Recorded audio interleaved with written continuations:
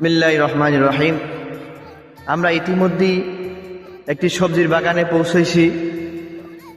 এই সবজির মালিক আমাদের সাথে আছে মোহাম্মদ আবু সলে ভাই। হ্যাঁ, তার কাছে আমরা শুনতে চাই সে কি কি গাছ এখানে রয়েছে। আপনি একটু বলেন।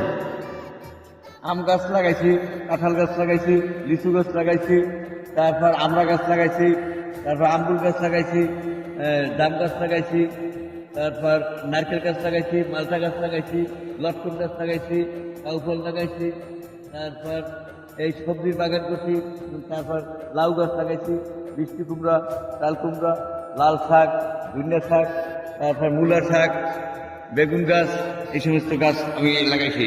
ঢাকার থেকে আমি ঢাকা চাকরি করতাম মসজিদের চাকরি রিটায়ার হইয়া আমি এখন সবজির বাগান করছি আমার বাড়ির বাসভবনে।